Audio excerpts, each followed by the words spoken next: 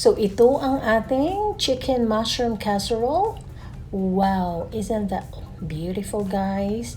So ang ating casserole ay ang ating hapunan. If you want casserole with quinoa, meron din tayong quinoa dito. Or if you want my chicken casserole with spaghetti, meron din tayong spaghetti. Since kahapon hindi sila kumain, guys, ng aking fish. So, andito pa rin ang ating baked fish. Meron tayong sweet and sour sauce. Plus, of course, rice is life, guys.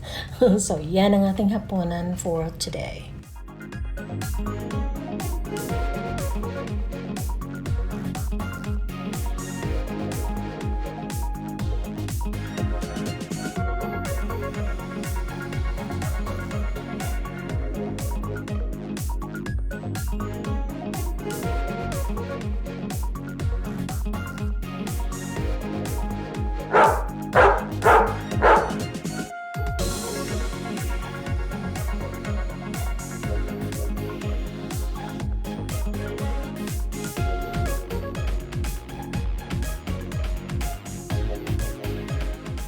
So, ito ang ating ingredients. Meron akong 2 breasts lang. And then, I have 1 pound of mushroom. Pero, i-quartered mo. Malaki ang pagka-slice ng mushroom.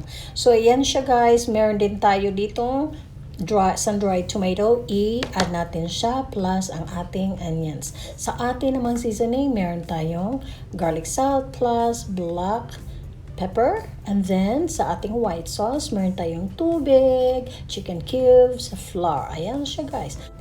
Sa ating chicken, you have to bath with flour para hindi siya didikit sa pan natin. So, ayan siya. Minsan, hindi ko siya i-bath ng flour, but this time, I wanted to i-bath siya ng flour para masarap yung sauce natin para mag-sticky rin siya aside sa ating additional flour. So, ayan, ready na ang ating chicken and then we have to saute for until brownish color siya or golden brown.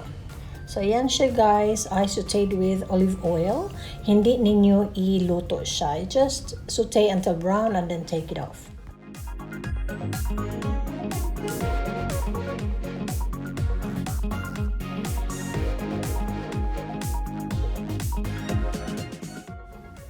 So just like this. Okay, perfect. Mag-golden brown na siya and then you have to flip it over and then transfer it sa ating prepared pan.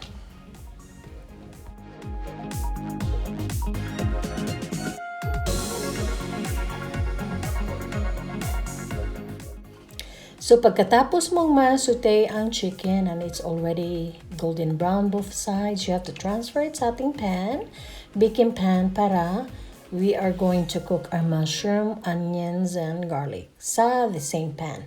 So, ayan siya. Golden brown siya, guys. So, perfect. So, dito naman, iluto natin si mushroom, onions, and si garlic sa the same pan na nilutuan natin ng chicken. Huwag ninyo na siya hugasan dahil masarap yung mga lasa dun eh. So, ayan siya. You have to just cook it for 3 minutes. And, ilagay natin siya the same pan to where our chicken is.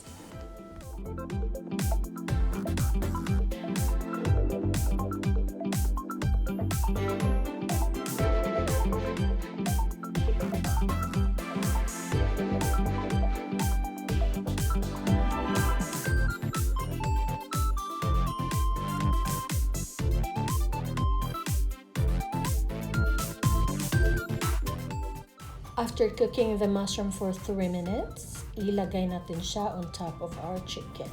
And then we have to make our white sauce.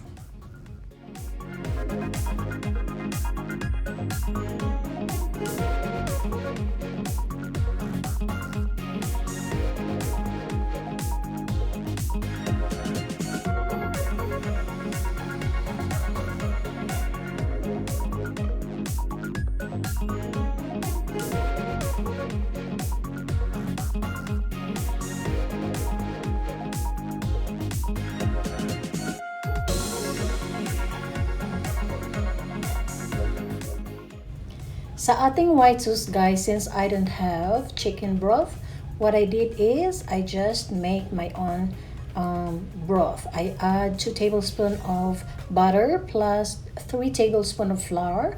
I add 1.5 cup of water plus 1/2 cube of my chicken cubes. But if you have powder, guys, you can use your chicken powder, maybe 1 or 2 tablespoons of powder.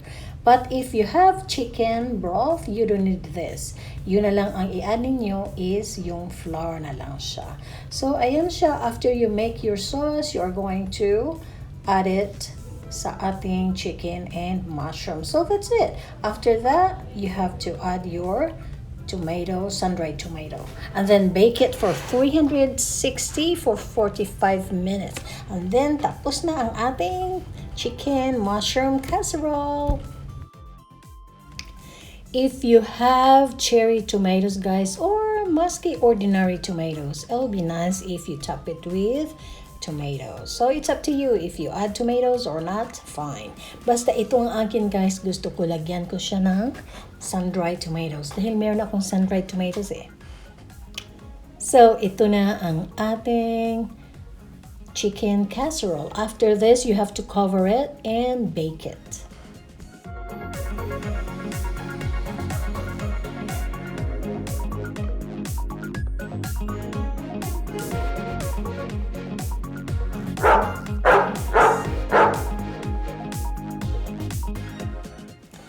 Yay! Ready na ang ating chicken casserole. So, ayan siya, guys. Oh, it's too hot. Okay, so, oh man, looks so yummy. Look at that. It's bubbling hot. So delicious looking, guys. I'm sure this is so yummy. So, ito na ang ating dinner today. Meron tayong salmon left over from yesterday and my rice yan siya, guys. And then we have spaghetti and quinoa plus our chicken mushroom casserole. Ooh, looks so yummy. Come on, guys, kain tayo.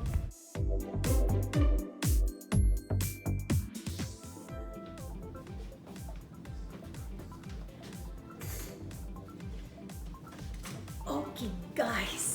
Ang dinner natin is pasta with chicken mushrooms. So, ayan siya, guys. Very delicious. So, I have here chicken plus mushroom and tomato, sun-dried tomatoes. So, ito ang dinner natin ngayon. So, yummy. Everybody love it. So, i-bake mo siya ng 45 minutes for 360 temperature. So, ayan siya. Chicken, and then, lagyan mo siya ng white sauce, plus mushroom and onion, plus dried sun-dried tomato. It's so yummy.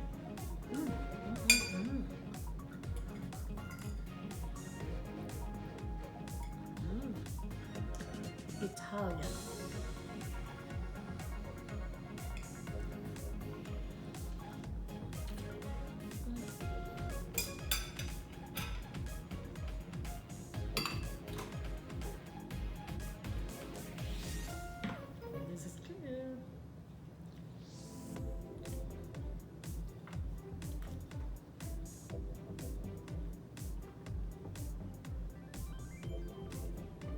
Since we have baked fish yesterday, baked salmon, they don't eat it, so we have a lot of food tonight. We have pasta, plus quinoa, plus rice, salmon, baked salmon, and our chicken mushroom.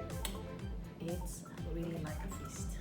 So thank you for watching. Please subscribe to my channel and click the description here so that you can see the recipe of what I baked today.